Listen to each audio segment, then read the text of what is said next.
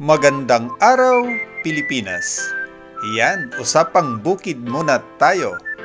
Bago ang lahat ay nais ko munang magpasalamat sa mga bago kong subscribers.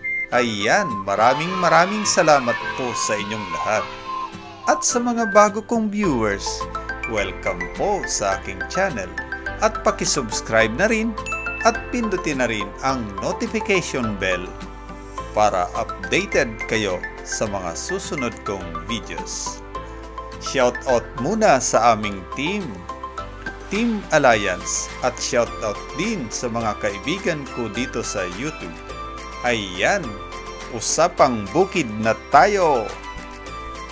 Ayan mga kabukid, papakita ko sa inyo ang aking mga punong kalamansi.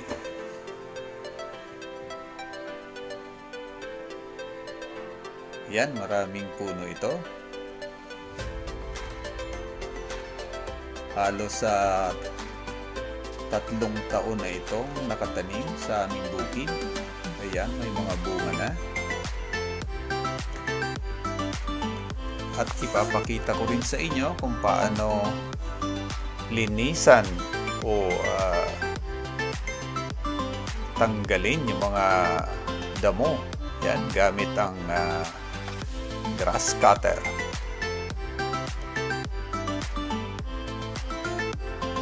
Ayan. Daming bunga. Ayan, may punong, ano ba itong puno na ito? Rambutan. Ayan ang aking katiwaldas. Yan, masipag lang ito pag nakikita si boss. Ayan, may isang piraso pang hinog na kalamansi. Ayan, kitang-kita mo. Ang laki. Kulay dilaw na.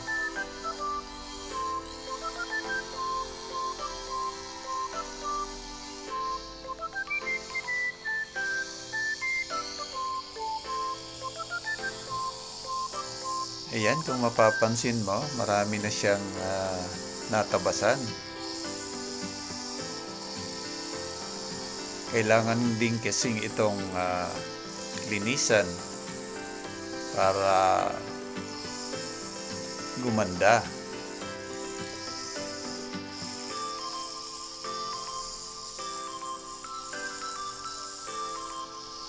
At masipag din itong aking katiwaldas na ito kasi bago ang kanyang grass cutter. Wow! Ayan, kita mo naman. Halos tanghali na, ayaw pang pahinga. Yan, ganyang kasipag ang aking katiwaldas doon.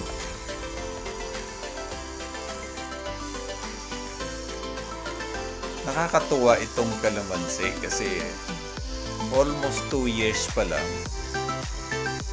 namumunga na ito. Pero ang kalamansi kong ito halos 3 taon na, kaya tingnan mo naman. Yan, namumutik-tik ang bunga. Yan.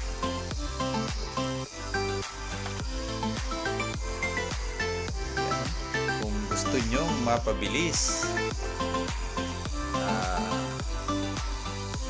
makinabang sa mga tanim, yan,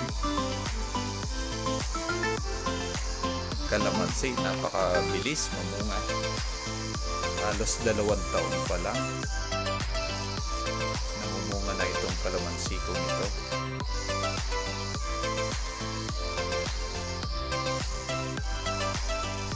Yan, kunwari lang, masipag yan ang aking katiwaldas kasi nanonood si boss.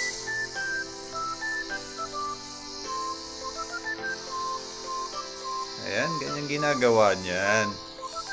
Pakitang tao kay boss para may pamasko.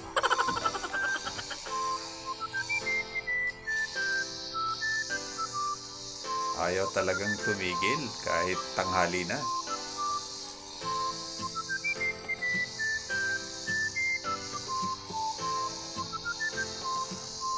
Ganyan ang buhay sa probinsya. Yan.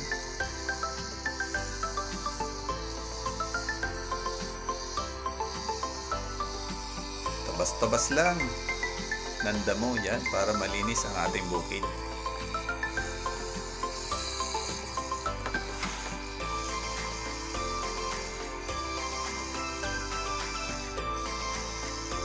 Sipag talaga.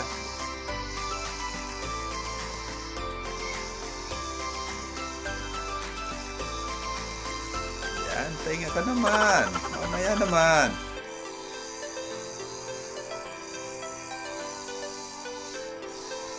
Papakitang gilas, ano?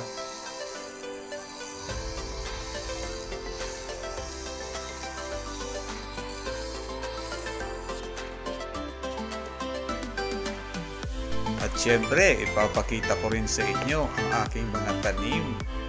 Yan, may mga kabalyero.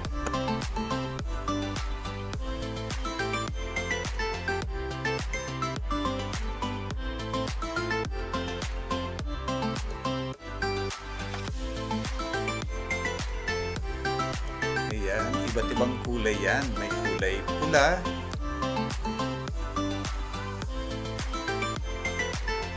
Ayan, yung kulay pula.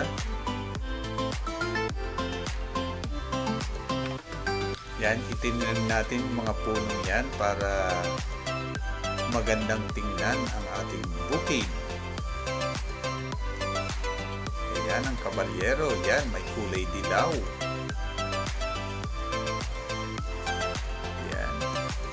Papakita ko rin sa inyo habang nagtatabas ang aking katiwaldas kung ano mga puno ang kanyang natabasan. Yan. Yan ang punong paminta na gumagapang sa Madre de Cacao. Yan, shout out sa aso. Yan, si Bantay kasama ni Katiwaldas. Yan, may mga tanim din tayong mais.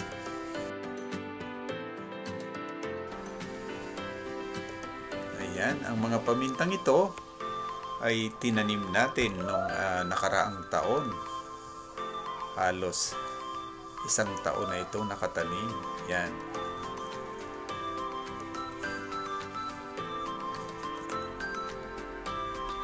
Alam mo, yung mga punlang ito ay galing pa sa amin sa Cavite.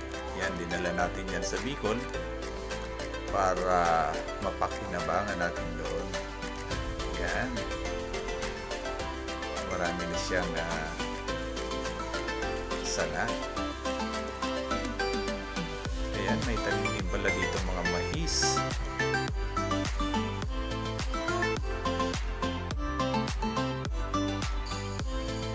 Ayan, may paminta uli. Ayan, gumagapang sa Madre de Cacao. Yan, pag nagtanim ka ng paminta, kailangan nakagapang ito sa Madre de Cacao. Yan ang kapartner niya. Kasi mas malamig ang puno ng Madre de Cacao. Kaya yan, kung tingnan mo, napakaganda ng paminta. Diyan siya kumakapit. Ayan, almost 1 year na ang pamintang yan. Yan, tinanim namin yan nung umuwi ako last March 2020. Bago mag-lockdown yun, nakabalik kami ng Metro Manila. Yan. Nakakatawa nung time na nandyan kami. Yan, yung mga saging na yan. Kami rin na nagtanim yan.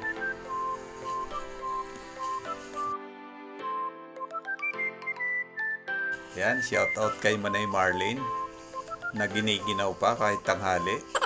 Yan, may isang kabalyero, kulay dilaw. Yan.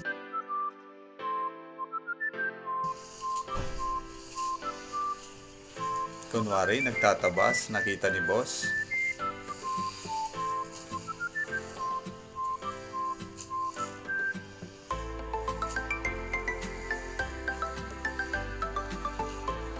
Ayan, ganyan lang ang buhay namin dito sa bukid. Ayan. Kaya ako ito tinaniman ng mga kabalyero kasi napakagaganda ng mga bulaklak. Iba't ibang klase, iba't ibang kulay ng bulaklak. Sabi ko, pagdating ng time at tayo'y nagkaedad na, dito dito na lang tayo mamamalagi sa ating bukid. Yan ang aking katiwaldas. Yan, halos araw-araw nag-grass cutter yan dito sa aming bukid. Lumago na kasi ang mga damo. Ayun, may tinuturo pa ang aking katiwaldas, mukhang nagalit pa.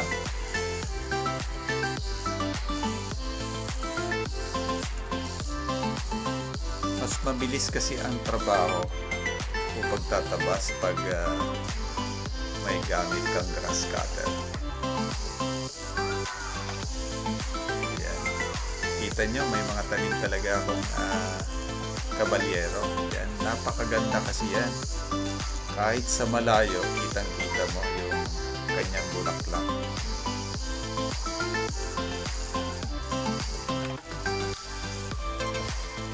Yan, shout out dyan mga ka-YouTube ko.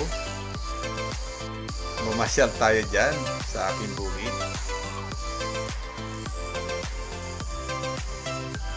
Yan, tuloy-tuloy lang ang pagtatabas.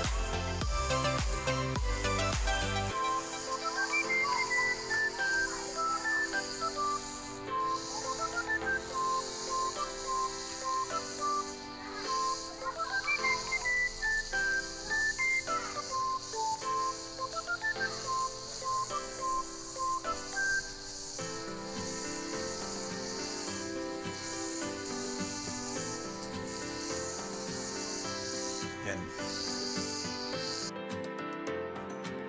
Muli, stay safe, stay home. God bless.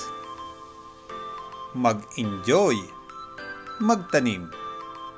Labanan ang global warming.